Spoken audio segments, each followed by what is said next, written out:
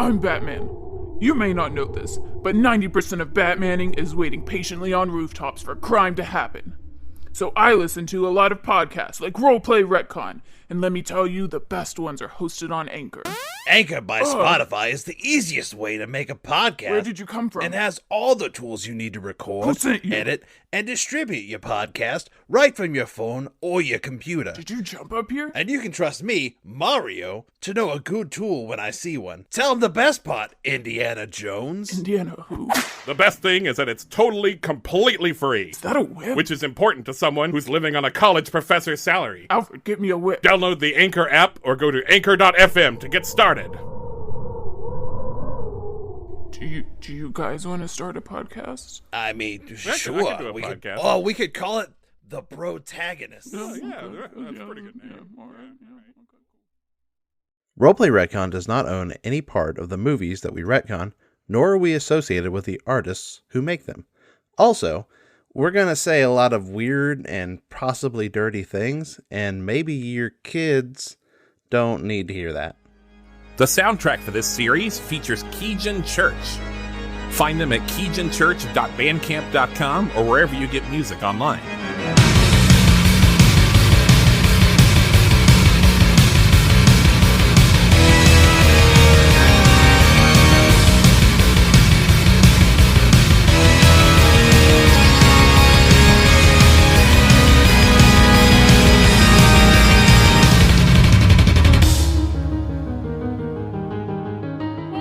Welcome to Roleplay Retcon's Rookie Camp, Episode 0, Roleplay Retcon. If you are not familiar with us, we are a podcast that remakes the movies that let you down, and we reimagine them as tabletop RPGs and storytelling games, and we're so excited to have you all here.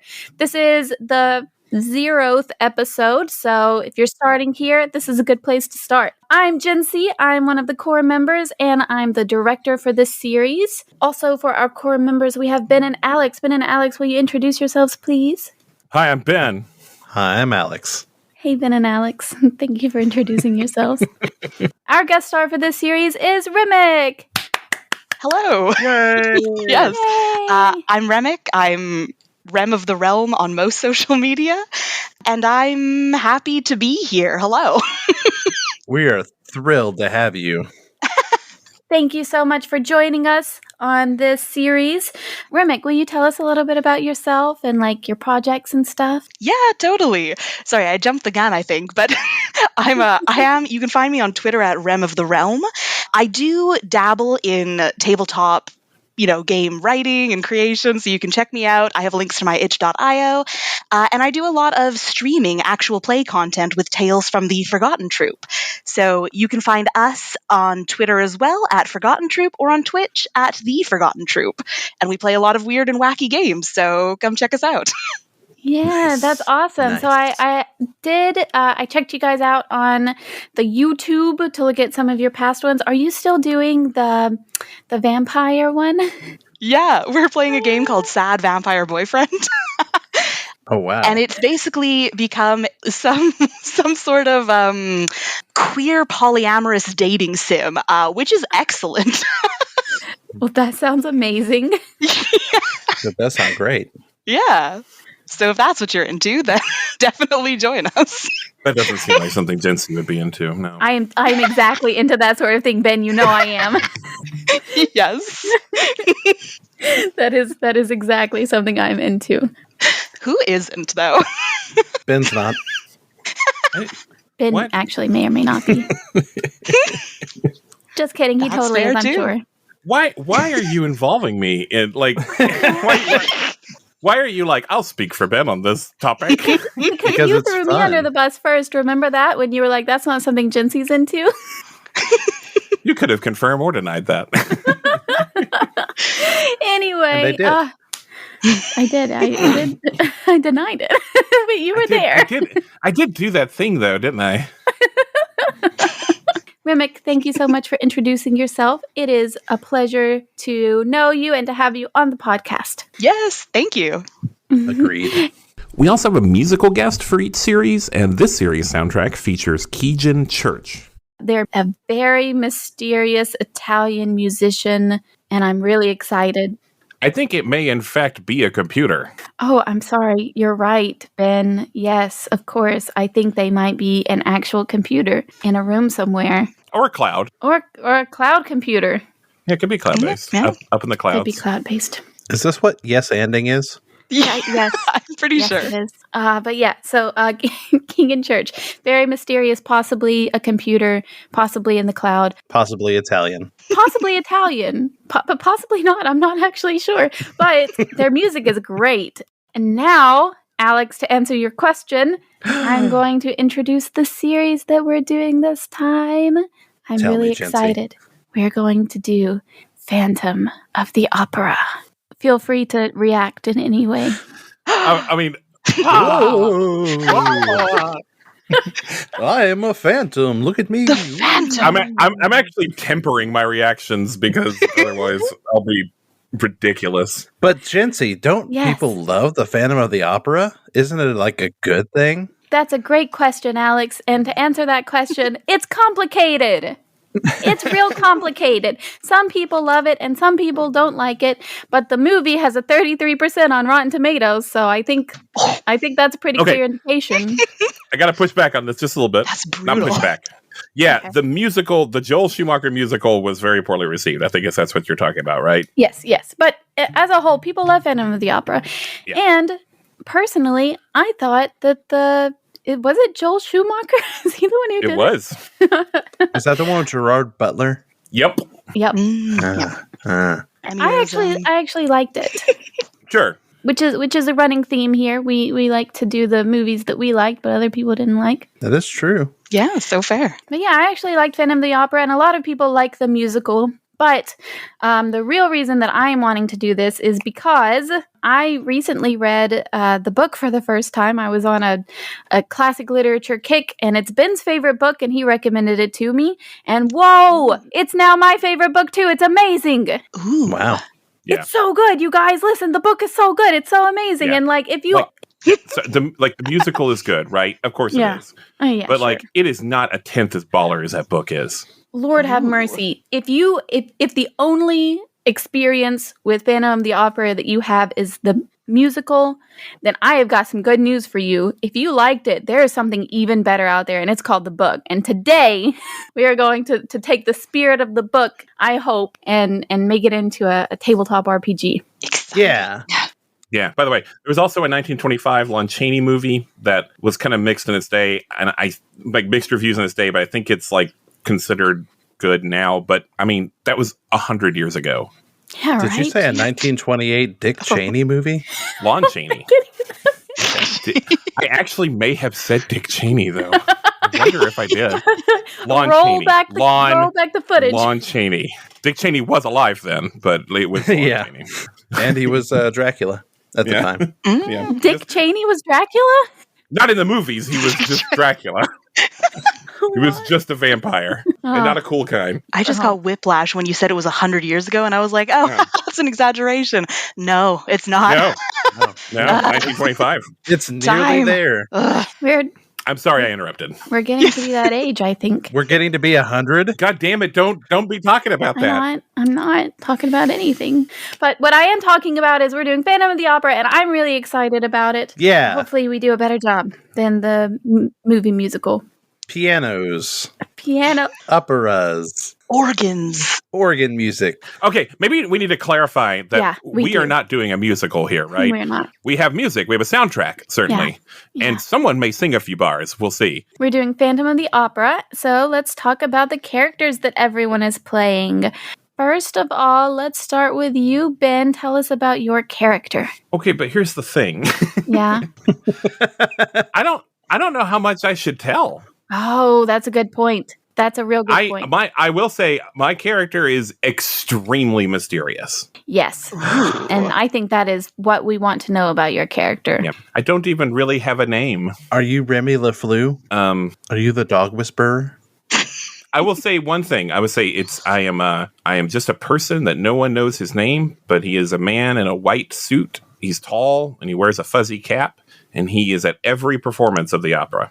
And he's not in the movie. So if you've only seen the movie or the stage version, you don't even know who this character is. He's that mysterious. Ooh. I think he's in the Lon Chaney movie, but they like change him a lot. So he has never been represented well in film. We're doing it this time. So he's not the Phantom. He's not the Phantom. And honestly, I get why they cut him out of the musical, but I still was sad. Yeah. So you're kind of like the Tom Bombadil of the Phantom of the Opera.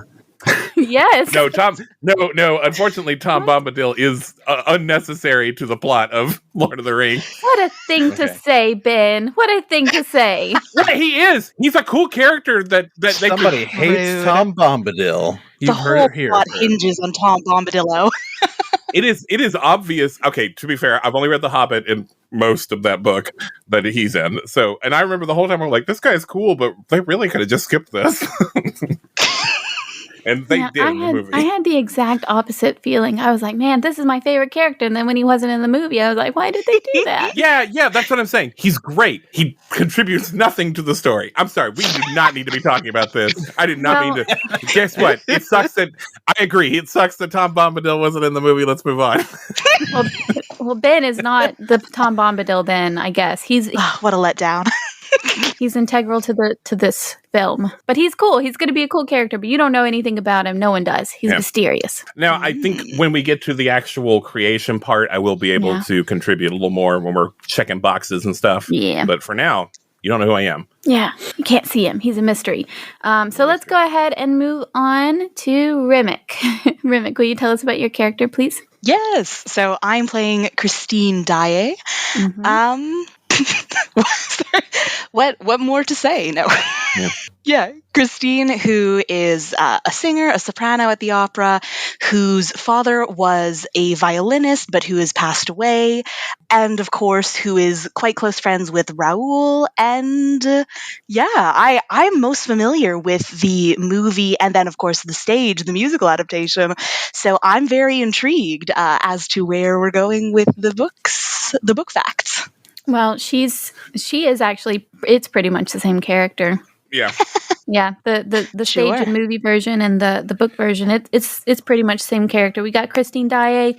She's great. She's young and precious and naive, and she's an orphan who lives and works at the opera house. Yeah. Perfect. And then we have Alex. Now, before Alex tells us about his character, I have to tell you all something about Alex. Alex. I'm a Pisces. He is a I Pisces. enjoy Dr. Pepper and Star Wars. Uh-huh. Yeah. These are all good And- facts about Alex. I have never listened or read or seen anything Phantom of the Opera related. Dun, dun, dun. Dun, dun, dun. I'm once again paying for my hubris of keeping Ben and Jensie in the dark about the Dungeons and Dragons movie, and they keep picking things that I have no clue about, and they won't let me watch them beforehand. Yeah, but see, you figured out that works. It's your own fault. That's what I'm saying. I'm paying for my hubris. Yeah, sure. Hoisted by your own petard. That's right. It worked Hosted with Dungeons by and my Dragons, own- and it's going to work with this one. Jean-Luc Picard. Yeah, but I was so close to it, Alex. So here's the thing. I really didn't want Alex to have any knowledge of this because, first of all, his character doesn't know anything weird about anything that may or may not be happening. Yeah. And if the character doesn't know, I think it would be fun for the actor to not know as well. But also, I hate his character. Alex, tell us the name. Do you know how to pronounce his name? Jensie. Let me try. It's Raoul de Chagny. Oh, that's very Okay, well, he didn't. So, See, okay. then I wasn't trying to be patronizing. There's nothing. You it's just knew difficult. the true facts. His- Yeah, I know Raoul. Is I'm it- actually not Raoul. sure how to say his last name. Is it Chagny? It's Chagny. Chagny. Chagny. That was pretty close, Alex. Yeah. Yeah, Raoul de Chagny. I'm going to call it Cagney, though. Raoul Chagny. That's funny. It is funny. Raoul Julia. But yeah, so Alex. Can is I playing play Raoul. Raul Julia? Can I do that instead? I'm sorry, you can't. I mean, you can do whatever you want, but that's not. Heck yeah. But also, no, you cannot. I'm going to go watch The Addams Family right now. But yeah, so I hate Raoul. I didn't care much for him in the movie version. I thought he was okay. he could have been better. But the book version of Raoul, I'm like, what? Why is he the worst character in the world? Ooh. He's so bad. And I hate him, and I don't want Alex to be anything like him. And Alex is not anything like him, but I don't want his character to be anything like him. So I'm just not letting Alex have any information about his character, except that Any say in the matter. well, you have all of the say in the matter of your character. You just don't have I'm gonna any. play him exactly like you don't like. I'm gonna be a crotchety old fish salesman. That's not the character. Great. Anybody want some fish in this here opera house? Here's a fish for you. Good start. There's my voice. There's for old Raoul. Oh no, you cannot. As a matter of fact, I'm so glad that you're the one that gets to do the cheesy French accent this time. Yes. Oh boy. Oh, I guess. might be a problem. Oh. Apparently, it's not. Oh, Oh. My name is Raoul de Chagny. God. I am in my lower 20s and possibly my upper teens. I am a Viscount and my older brother is a Count. When I was a kid, I spent a summer in northern France. Are you reading something? Hey, Where I stop met reading something. Christine Daaé. Is this a monologue? We became BFFs. And we played and talked for hours and hours every month. Every day, every month. And we bonded on a deep level. My papa was a violinist. No, not yours. Hers. Oh, her father was a violinist. Oh my God. You're gonna get Jensie an asthma attack. You have to stop. That's how we know each other, because both of our fathers were violinists. They were violinists. Violinist. Oh God. Oh boy. I'll stop there. Oh, that was good. That was so good, Alex. But, yes. Thank you. Perfect. Oh, so now we know all of the characters that we're playing. And let's move on. Just cut all that. No. No, I can't. That's gold. It's pure gold. Staying in. This is just gonna have to be a really long rookie camp. It's just gonna happen. Yeah, these things happen. Now we are going to start the game. What game are we playing? Great question, Jensie. The game that we're playing is called... Sorry, I'm... None of us are drunk. How are we like this? I don't know. The game, listen. The game that we're playing is called Kids on Bikes. I'm really excited to play this game. It is by Jonathan Gilmour and Doug Lewandowski. It's a role-playing game about small towns and big adventures. Yeah, so this isn't something that maybe you would normally think that we would do for Phantom of the Opera, but I think it's a great idea because the whole premise is that it's like weird stuff's going on in a small town and there's normal people who are experiencing it. And if you take small town and you replace it with big old opera house that everyone just like lives and works inside, it's kind of the same thing, right? Isn't a small town just a big old opera house when you really think about it? Yeah. Sure. Yeah, I've heard that, I think. Yeah. And there, we don't need bikes or anything or necessarily kids. It's metaphorics. This is all metaphorical. Jensie, can I ask you a question? Did you just say metaphors? Please don't say that. I did. But yes. What's your question, Alex? Since I have no idea of knowing this, how many bicycles are in Phantom of the Opera? Oh my God. There are exactly 0. Well, it sounds like we need to pick another game. The bikes are a metaphor. There are a lot of metaphorical bikes in Phantom of the Opera. Okay. Yeah. How many kids are there? Yeah, how many kids are in there? The kids are also a metaphor for the children inside of us. Wow. No, I'm messing with you. I think this is awesome that we're gonna like hack kids on bikes. I fucking love it. Yeah, we're gonna hack the fuck out of this book. And I'm excited. Do we have to hack it real bad though? We don't even really have to hack it that bad. Yeah. It's going to be a different like setting than they intend, but like from what I've read, it looks like it's like really flexible, which is I love. It is. Sorry, I don't mean to steal your thunder there, Jensie. It is. It's okay. You can borrow some thunder a little bit if you want. This was Ben's suggestion. He is the one who got this for us to use, and I'm using it because I think it's a good idea. They actually just crowdfunded a second edition Ooh, nice. that they're working on. Nice. The kids and the bikes are metaphors. We won't actually have those. But for the rest of it, we won't have to hack it an awful lot because the small town is just like a big old opera house. And weird stuff's going to happen, maybe. Maybe Alex's character doesn't know about that, but it might happen. So the first thing that we have to do. This is a really like story based driven thing, and it's real collaborative. So even though I'm the GM, we're gonna be working together on this to make something really cool. So let's go ahead and get into some world building.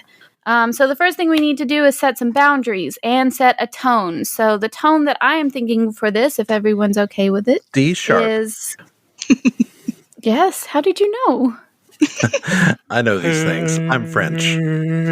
You're so good at this and musically inclined. Was that the B sharp, Ben? I thought it was D sharp. So I guess I did the wrong note. No, it was good. That was a good one. Thank you. So the tone for this is going to be a farcical, dark horror story. Farcical. Farcical. Harpsicle? Farcical. Harpsichord. Harpsichord. I was about to say that. Nice. No, I love that. Yeah, that's definitely the thing people don't get about that book is that Well, yeah, Ben. Everyone loves harpsichords. it's actually pretty funny. Listen, the book is hilarious, y'all. It is the funniest thing I've ever read. I was dying laughing. Like, I couldn't read it at work. Well, I did anyway, but I could not stop from laughing at how hilarious it is. But also, there are some parts in it that were so scary. I was like on the edge of my seat. I was like, my heart was racing. I was so scared. Mm-hmm. I'm going to have to read this book. And I'm excited. It's so good. Yeah. Yeah, and it doesn't, it's also, just to sort of plug the book, it doesn't have a lot of, it's not like Shakespearean. It's not like hard to read. Oh, it's so easy. It's pretty smooth. So it doesn't have like old speak in it too bad. Who wrote it? Did we ever say that it was Gaston Leroux? Gaston Leroux. I think you said it though. Oh, I always meant to read it, so this is interesting. yeah. It's going to be like a comedy horror. Hell yeah. Okay, cool. Nice. All right, so now that everyone is on board with that, we got to set some boundaries on the horror aspect. So we have got some general boundaries that we as a podcast have, but also some specific players have requested. So just going to go ahead and put these out there. We are not going to have any... We are going to avoid all topics of sexual assault, homophobia, queerphobia, sexism, objectification, and things like that. We usually avoid those topics anyway, but we're especially going to avoid them this time. Yeah. But we should set some other boundaries too. If anyone has any... One boundary that I have, I don't want anything to do with larva. Oh, We're not gonna do make a it. note of that. I've got a note of it, but yeah, if we make a note of that, no larva. Are there any other off-limit things that you guys want to veto? No, like the ones you said were the ones that was, and like I think it's worth those are worth mentioning, especially since like this story is a little kidnappy, and so like it can get into a realm where people could be worried that was going to happen, and it's not going to happen. Yeah, Totally. yeah. Yeah. No, same for me. Those sound good. Actually, I can't really say that. We haven't done it yet. Well, we're not. We're just not. Oh no, I mean I don't know that it's going to get kidnappy. Oh, yeah. Any other boundaries anyone wants to make? I'm only scared of two things, and I don't think either of them are going to come up in this. Okay. Yeah, no, that sounds good. How's that for some mystery, Jensie? That's good mystery. That was good mystery. I liked that.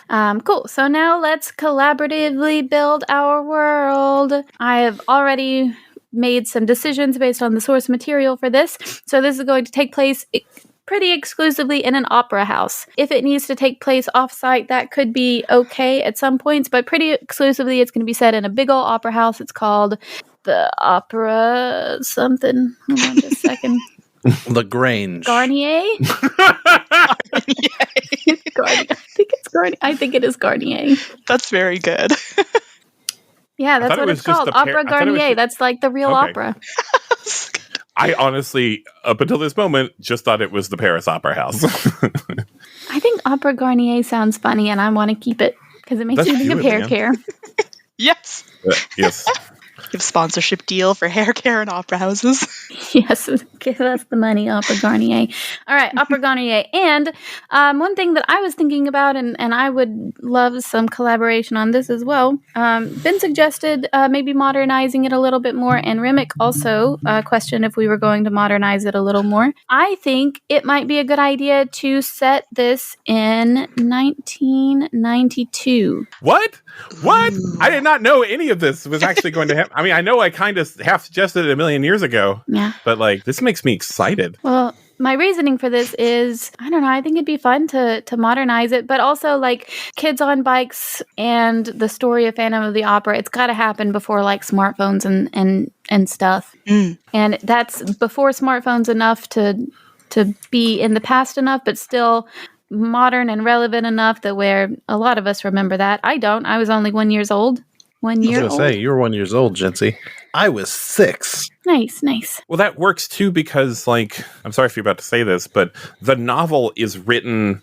It was written in like the early 1900s, and it's about the late 1800s. Like, so it was written about a time that was like 30 or 40 years ago. Yes, it was written. Yes, the setting of the novel is 30 years before the novel was released. And like, well, so the novel is like, it's like present day and it's in the future, but we're going to talk about 30 years ago when everyone was young and hot. And that's what we're going to do too. That's perfect. I remember that part in the beginning when they said everyone was young and hot in the 1880s. And then they blew the smoke away and the lights came on and everyone was young and hot and it just happened. So I want to hold on to that. We all had our Trapper Keepers and our Anne Frank stickers. Well, and our slap bracelets. Little cymbal banging monkeys. Yep. Our parachute pants. Moon shoes. We all had these things. Are we still doing like the opera, or is it fully like Britney Spears pop sensation? Oh, wow. That would be, I'm not against that. I'm open to it. I was thinking That's we're still going to keep the opera, but yeah, we totally can. That was the image that popped into my head, like Britney as Christine Daaé. that could be a lot of fun. But I think upper society. We do casting at the end. So yeah, we do casting at the end. So if you want to, although Raoul should be played by Raoul Juliet. I can't remember his name all of a sudden. Justin Timberlake. Timothy Chalamet. I don't think he was a thing back then. I don't know if he was even alive back then. I don't think he was. Probably wasn't. We're going to have to do a time travel situation. His name is, the person I was thinking of was Keanu Reeves, because he's always good in movies where he doesn't know what's going on. Oh, but the movie is released this year. So the movie it's going to be just like the novel, where the novel was talking about 30 years ago, but it was released at the time in modern day. So this is a modern day movie set and released in 2022, and it's about the 90s. The 90s are going to be in it. The dream of the 90s is alive in Paris. Now, we're going to be in the Opera de Garnier. Mm-hmm. Will this be in France? It will. It will be in Paris, France. Paris, France, Paris. Yeah. Belle Paris. But we're not going to see Paris. It is going to be in Paris, France, and you're all French. Je m'appelle Congratulations. Claude. Well, maybe not all of you. Some of you may or may not be French. I may or may not be French. But some of you are. Two of you are. I'm probably not French. Okay, I'll tell you that much. Okay. De Chagny. I probably shouldn't have even said that. Old de Chagny over there is oh, yeah, I'm de Chagny. How you doing? De Chagny. Oh, my goodness gracious. I'm French-Canadian, don't you know? Oh, my gosh. It's in the Opera House. The Opera House has been going through some stuff. It is changing management. The old managers are leaving, but it's not because the Opera House is going under or anything. They just want to go retire. So we're getting some new managers in, but the Opera House is quite prosperous. People like coming to the Opera House. It's fun. I'll say. Now, one of the things that the old Kids on Bikes rulebook asks us to do is talk about some rumors. I think we should go ahead and talk about some rumors. So there's some rumors going around inside the Opera House, and I want each of you to tell me about a rumor that you have heard. I heard this de Chagny guy is real cute. Oh, you know what? I heard that too, and that's a good rumor. So yeah, we're gonna put that in here. The Viscount the Chagny, the Chagny is real cute. I think it's a Viscount, by the way. Are you sure? Why would Yes. you say this? I'm pretty In sure. the French accent, do you think it's Viscount? I thought it was Viscount. I think. Okay. You know what? Yeah. I think in French. That's the rumor. That's the rumor I've heard is that Yes, it's pronounced Viscount. Viscount.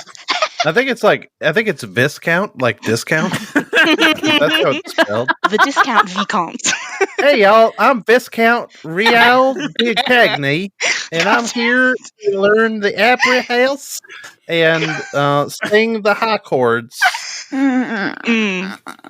That's gonna Okay, be one the- rumor we that's have gonna is be that the Raoul clip. is cute. Next rumor. Oh shit! Is that really his rumor? Okay. No, I'm kidding. It was a good one. Can mine be that there's rumors of a ghost of an actual ghost Yeah. that haunts the Opera de Gagné and Yes. yeah, he's There's like a ghost always in the opera house. That's a rumor. And these that's rumors good. That's good enough. may not turn out to have any truth to them. These are just rumors. You know how rumors go. Raoul might not even be cute. We don't know. Can I change my rumor? Yeah. All right, my rumor now is that this ghost of the opera house is always, like, before he shows up, he's preceded by a strong smell of cottage cheese.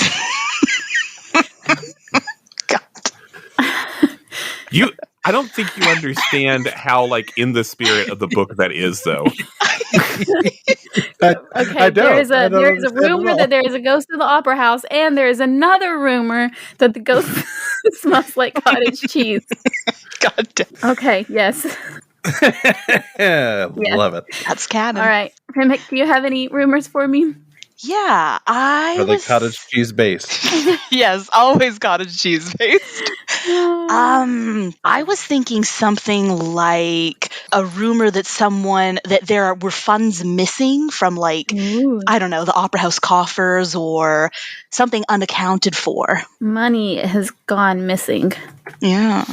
Mm-hmm. That's a good And rumor. afterwards the room smelled of cottage cheese. Oh, snap. Money has gone missing. Cottage cheese smell. It goes everywhere. The cottage cheese is just everywhere. Kind of a cottage industry is this? It's cottage core. Cottage core. I here's bet the French thing. people don't even like cottage cheese. I bet they're like, this is an abomination. Yeah. It is an abomination. I think most people do hate it, and I'm having trouble wrapping my head around how I'm supposed to feel about this because I love cottage cheese. It is one of my favorite things in the world. Do you like the So- smell of it? It's a bold I get- opinion. I don't know what to tell you, we've- Jensie. we've I love sussed it everything out. about cottage cheese. This Jen is is not our a joke. ghost. Also, I know that I'm aware that it sounds like a joke, but it's not. I freaking love cottage cheese, and I have since I was a baby. Then you're going to love this game, Ben. We're just going to be talking about cottage cheese all the time now. Oh, there's lots of but I'm supposed to think it's gross, right? Like everyone does. No. You can think No. I however mean, you want. to get into the spirit of the fiction here. No. Your character can like the smell of cottage cheese. Okay. That's a character You choice you get can one make. pass. It's the That's it, freedom though. of imagination. Make it count. All right, awesome. Let's look at your characters then. So let's talk about character creation. So the way the character creation works on this game of Kids on Bikes is they've got some tropes available for us to choose from. And tropes are just like movie tropes that you see in movies and TV shows and such. They're just like stock character tropes. So let's look at those. All of this art is just really cool. Isn't Yeah, that it's a great? great book. Love that. Here are our tropes. Which one of these character sheets should I be looking at? Man, what if I'm sorry, it may be way too late to suggest this and just cut it, but what if we were at a music school? I think there is a music school in the opera. I think that's a Okay. thing. Yeah.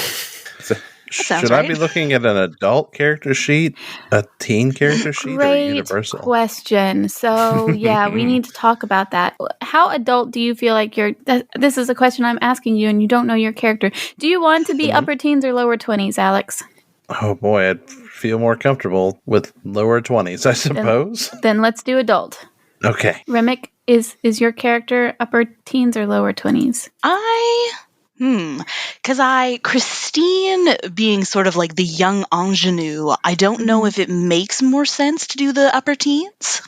Yeah, I think that's good. So maybe you can be like 19 and then Raoul can be like 21. Yeah. That's just a little baby 2-year age gap. And Yeah. no problem. Okay. Sounds good. Remick, you can choose teen or adult for yours. So the difference in teens and adults is teens and adults get different bonuses to the roles. And we haven't even talked about these roles yet, but they get different ones. So that's your choice to make, Remick. But the other two, you're going to be adults. Yeah. And is it the teen version 2 or the other file? Or is that what you just said? I'm going to say that you're going to be the teen version that has flight and brawn, if you decide to do teen. Perfect. Let me just take a look. Unless you feel like Christine is a fighter. I don't think so. Yeah. Feels like no. Yeah. Although she's brawny, though, so that's cool. Well, she's a trained dancer. That's true. Yeah. Okay. Excellent. Okay, so has everyone looked at the tropes? Yeah. And we can change these around. We don't have to stick to these. We can create new characters if you want, or we can change the existing characters. Nothing is set in stone. But which one are you looking at, Ben? I might go with stoic professional, but like I'm kind of between reclusive eccentric and stoic professional. What do you not like about that? No, I didn't mean anything like that. I think those are both good choices. That was a questioning. So let's see. Reclusive eccentric is good at flight, brains, grit, and stoic professional is good at grit, brains, charm. What do you think? Who are you talking to? I'm talking to you, Ben. This is your character. Well, I already told you what I think. I don't have any more information to give you. I would recommend reclusive eccentric because I think that's like the defining characteristic of your character is that he's reclusive and not a lot of people know anything about him, but when they do know stuff about him, they feel like he's eccentric. Okay. Yeah. Well, the only problem is I feel like his like dice array is not quite what I would do with it, but I like the questions part of it and the strengths and flaws. Okay, great. Then we can move some of those around if you want. Okay, move them around. Great. No problem. Thank Okay, cool. So you're going with the exclusive eccentric. You're going to move some of your dice rolls around. No problem. What are you thinking for yours, Remick? I don't know. I was looking at the wannabe down at the bottom. Mm-hmm. But let me just scroll through one more time. I think you're totally a wannabe. Yeah, I like that. I think that's good. I like that. Jensie. Why? No, I didn't mean her. I meant her character. No, I got you. That's so good. Because, like, the thing about Christine is when she first starts at the opera house school, they're all like, man, you don't have a good voice. But she really wants to be cool and to have a good voice and stuff. Yeah, totally. I like that. Because I think the ones I was looking at were that one or, like, the popular kid. But I think that's the wannabe works better in terms of her sort of directionality. Alex, are any of these speaking to you? So, I don't know, because I don't know anything about my character. But, like, I might change mine to teen, because I kind of like popular kid. Yeah, I think popular kid is very, very good for you. Like, the very limited things that I know about my character, it sounds like popular kid might be the shebang. You're 100% a popular kid. You're rich and famous and have a high power and attractive and everyone loves you. Just like real life. Just like real life. Exactly. Where did we land on teen character sheet? Was it version 1 or version 2? Yours, I would say, are you more of a fighter or a flighter? I think maybe you're more of a fighter. So I would go with the one version 2. Version 2. Got it. Yeah, so maybe you can both be 19. Is that cool? Sounds good to me. Yeah. Okay. Perfect. Raoul. Awesome. The Chagny. Nice. So now that you have chosen your tropes, you can fill that in on your little character sheets. I think you need to open up a new document for this next part, though. Oh. Because I don't see that it's really included. Rebellious. Yeah, so you've chosen a trope. You got all that on there. All right. How do I fill this out? Yeah, how many strengths do we get? Oh, you get 2. Okay. Sorry. So we got to pick if up from this little list here. Yeah, if we go down and scroll down to Appendix B, it says that you get 2 strengths, and you can choose from those there. And your flaws, you also get 2 flaws. And probably you'll want to choose those from your trope sheet. Oh, so we should probably just talk about how things work. So your characters are going to be strong at things, and so with the strengths, so you can see what kind of advantages you get with the strengths. So the way that this game works is there are no, like, I think there are technically like stats, but that just shows like how many dice you can roll. There are no stat changes. There are no levels. You don't level up. There's not going to be any back and forth in terms of combat or anything, because if any kind of combat happens, it's just going to be decided from the get-go. If you're weak and you go into hand-to-hand combat with someone who's strong, you're going to get beat up. Like, there's no amount of, it's probably going to happen. They could roll low and you could roll high, but if that happens, then, it won't be, you have one initial roll, and you can spend these points, they're called adversity tokens, to try and help yourself out. But after that initial roll, there aren't going to be more rolls to see if you punch the person again or to see if you dodge their hit again. Like, the initial roll just decides the outcome, and then you narratively talk about how we get to that outcome. So, for example, if I decide to have hand-to-hand combat with Alex, and I roll poorly and he rolls high, I'm just going to get beat up. And that's just the way it's going to go. Does that make sense? Mm-hmm. Sure. So the strengths, you can see you get different things with them, like heroic. You don't have to use the GM's permission to spend adversity tokens to ignore fears. Fears are the thing that we're going to get to later. You're going to talk about what your character is afraid of, and it's going to come up in the story, and you're going to have to face it. But there are no levels or back and forth combat. This is mostly just you roll 1 die to see if a bad thing or a good thing happens, and then we talk about how it happens. All right, so. Yeah. All right, everyone. Have you chosen your tropes based on the trope list? Yes. Yeah. Yeah. All right, awesome. So let's start with Remick. What trope did you decide to go for?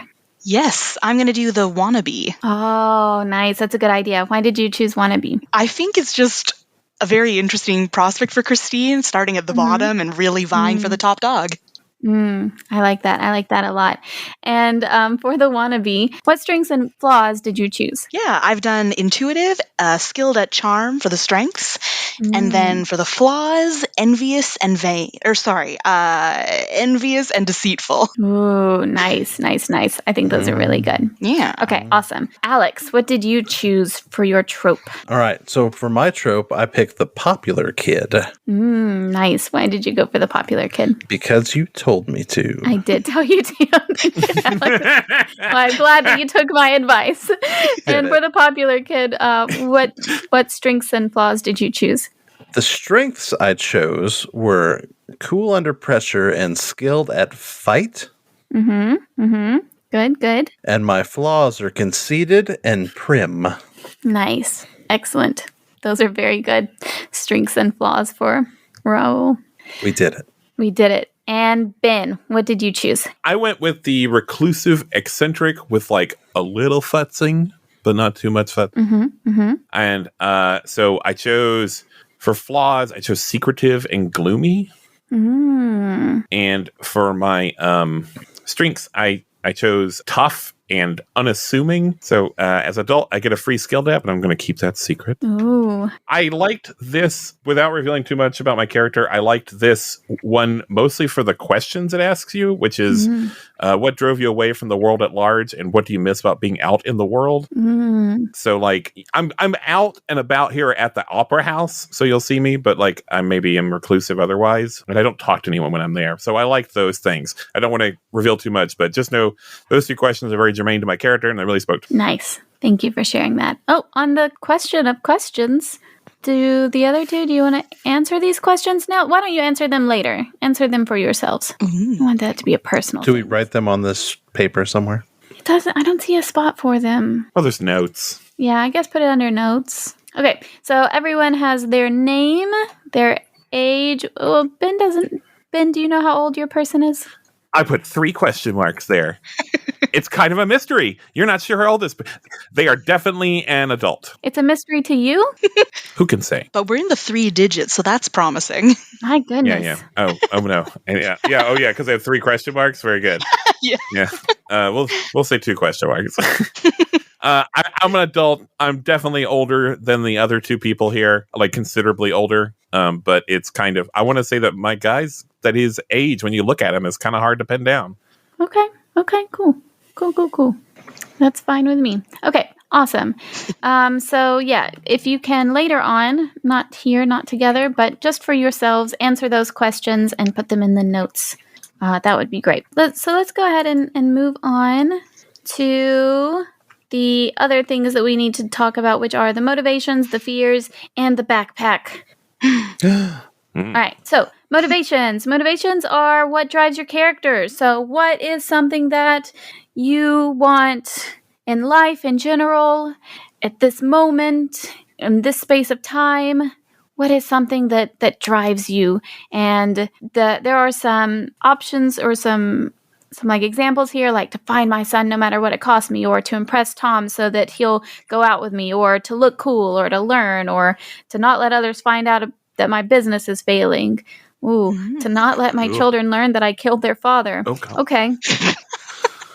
Ooh. Wow. It says that teens will often be motivated by social factors like fitting in or finding and maintaining a romantic relationship, and adults will be motivated by holding on to or protecting what they have. All ages can be motivated by something or someone that they've lost. Anything like that. Well, I have the flaw of not knowing anything about my character. So, okay. Alex, what I want you, this might be a big ask of you. Ask me. I want you to think about, in your mind, try and imagine a guy who is a really good character, like someone that would be interesting to see in a movie that's like a typical good guy. Luke Skywalker. That was challenging. but like someone that people like, maybe, and not Luke Skywalker. He's my favorite boy. I love him. Jensie hates that character so much. Wait, actually, I'm pretty sure you do too, don't you? I am indifferent. Luke Skywalker, he's fine. I love him so much. A little whiny. Well, sure. Not my favorite Star Wars person. Okay. Well, I mean, try and think of maybe not Luke Skywalker. Then maybe Luke Skywalker. I don't know. So Skywalker if he were good, right? If he Luke were a good Skywalker character. if he were good. All right. So I want to go to Tossie Station and I want to get some power converters. Things about your character, Alex. Your parents have died. They were the Count and the Countess of Monte Cristo. And your older brother is now the Count. He's like a party boy Count, right? You're the Viscount. Love sandwiches. You love sandwiches. I think that's a good character thing for you. It's a good motivation. So much of what you said so far is true of Luke Skywalker. Is Luke the Raoul of Star Wars? Wow. Luke is an orphan whose dad was a supreme lord of the universe. Yeah, and his sister, his sibling, is a princess. Mm-hmm. And he loves sandwiches. Loves sandwiches. He does love sandwiches and that weird milk. He loves that shit. Yes. But for real, your character, his parents have died and left the countedness to your older brother. You're the younger brother. And I told you that he, when he was but a youth, spent some time in the north of France. A small child. With this really great girl named Christine and her father, who's a musician. He's a violinist. So Raoul has grown up in a good life. And he has always had the good things, but he is not a bad person. He's not, I mean, he's got some flaws, obviously, which you have already told us about your flaws, but he is not evil or corrupt. He is not, I don't think that he should be a super flawed person. I think that in my mind, the thing that I want to keep about the character of Raoul is that he loves Christine and he is a good person and he is kind of a protector. It sounds to me like Raoul here has spent the majority of his life being the second son. Wealthy kid, not much is expected of him, but he's not like in charge of anything. His brother is up there being the count, eating all the sandwiches. Yeah. And maybe he wants to, maybe his motivation is to prove himself. Oh, I like that. To be worthy, to be valid. That's so valid. I like that a lot. So valid. Perfect. That's good motivation. Cool. Do you have a fear, Alex? Yes. Dying in obscurity and defamation. Oh my God, that's amazing. Oh my God. That's the pretty best good, one. yeah. Amazing. What about you, Remick? What are your motivations and fears? I think for Christine, the motivation is it's kind of a tangled mishmash of two things, but it's like trying to be close to her father through music. And so that's become converted through like teenage existential process into like being someone at the opera. Perfect. You can just, yes. Yeah. You can just have like two-part motivation, being close to your father through music and being someone in the opera house. Yeah, it's like 1A and 1B. Yeah, that's good. Yeah. And what about your fear? I think like being alone. Ooh. Yeah. Like temporarily or just like in general? I think if you're alone in a room by yourself, are you afraid of that? Or do you mean like you're afraid of people not supporting you and loving you? I think more so the second, like lack of support or lack of connection in that sense. Okay. Yeah. So, yeah, like loneliness.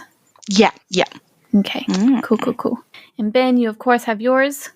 They are secret, though. And they are secret. Because you're a very secretive person. We'll talk later, Jensie. Okay. About baseball? Yep, about baseball. Next up, we have a backpack. And this is so cool, you guys. I love this. So in this game, there's a backpack mechanic, and the backpack is both literal and figurative. So it's actual items and things that your character keeps on them at all times and does not want to be without, but it's also things at their disposal like wealth and power and social status, which is kind of like power, or their support of someone in power, stuff like that. So things that they have that can help them, that they keep with them at their disposal. I am just trying to imagine where Christine might actually keep things in her fanciful opera get-ups. It's 92, so she probably has a nice backpack. Yeah, absolutely. Like an actual backpack. Yeah. Oh, it's 92. Shit. I keep forgetting that part. So I probably don't have a rapier then. If you want a rapier, hey. Yeah. I mean, yeah, why not? France. I mean, the only difference is like you'll be the kid with a rapier. Like you'll have to. It's kind of your whole identity at that point. I am the popular rich kid, so I probably have a rapier. Yeah, that's fine. It's just like you will be like, it will be unusual, probably, right? I don't know, maybe not. You might have like a fencing foil. Maybe France in the 90s they were just swords everywhere. It might have been. Maybe that's your thing. Maybe that's your thing, Alex. You went to fencing classes, and so you just you keep your rapier around with you. That was your That's fight why I'm school. skilled at fight. Fight school. Fight school. So I have rapier and I have rapier wits. Perfect. Love that. That's all I need in my backpack. Oh, and a Aquafina. Okay, nice. To stay hydrated. Nice. Your backpack can also have like emotional baggage if you want to put some emotional baggage in your backpack. Really? This is such a wild mechanic. Isn't it so wild? So good. So it says the intangible resources in your backpack won't have a mechanical impact on the game, but they should give you places to turn if you need help in getting out of a problem or create tension if that resource is suddenly not available. So if you want to, it does say, for example, Azra's backpack might indicate that her parents are exceptionally supportive and do everything that they can to give her the resources to succeed at school, but Adewale's backpack, on the other hand, might indicate that he has a bad relationship with his parents, has given him a strong sense of self-reliance and the ability to do for himself. Ooh. So like if you've got some like past trauma that you have learned to heal from and grow from, and you want to put that in your backpack. Interesting. Right. Isn't this such a cool... I'm excited to play this game. I think this is going to be a lot of fun. Existential backpack is such a good concept. Right? Love that. I also love on the fillable sheet how it is just literally on the backpack is so cute. Right? Yeah. All right. So, Alex, Yep. Raoul has a rapier. What else does he have in his backpack? Raoul has a rapier wit, an aquafina, a supportive older brother, and a verbally abusive aunt. And how can you use the verbally abusive aunt to your advantage? That helps my wit. Okay, cool. That's good. That's a really good backpack. Thank you, Alex. Thank you. What about Christine's backpack? What does she have in there? I think something like what is it, a pitch whistle? Oh, yeah, pitch whistle. A pitch whistle. Yeah. Something like maybe lemon tea or like a hot drink. Thermos maybe. And then something like grief. Maybe grief, like her grief over her father, gives her more of an advantage in like reading people or sympathizing, but possibly to use that to her advantage. Oh, I like that. I think that's really good. I like that a lot. Yeah. Nice. Awesome. Yeah. And Ben, I assume you want to keep your backpack a secret? I can tell a couple things. Oh. People have seen me pull out matches and cigars a lot from my coat. And no one has ever seen me pay for anything with anything other than cash. Wow. I've only ever pulled out cash. I never pulled out a credit card or anything. Got a lot of cash. But I do have a couple other things in there, but I'm not going to talk about. Okay. Cash is All right, king. awesome. For the relationships, we already really have these down. No one really knows anything about Ben's character, and there is a thing where we can like answer questions about him, but even then, I don't think that's necessary. We have established characters. The relationship between Christine and Raoul is that they were really, really, really, really, really close as children, and they have not talked to each other in 10 years. And they do not know each other at the start of this. Cool. Except through memory. They are not currently connected. Mm-hmm. Yay! Hooray! Well, I am so excited. I love all of your characters, and I'm really excited to get started with this next time. So we have created our world. We've created our characters. We talked about the game some. That's all I have to do. Are there any questions? One quick question. Yes. How many items should we have in our backpack? Does it really matter, or? I don't think it matters. So I guess it depends on how much space you got. So like Ben talked about pulling stuff out of his pockets and stuff. Maybe he doesn't have an actual backpack. But if you have an actual backpack, just like stuff that will fit in your backpack. I do have a fanny pack. Just Oh. to be clear.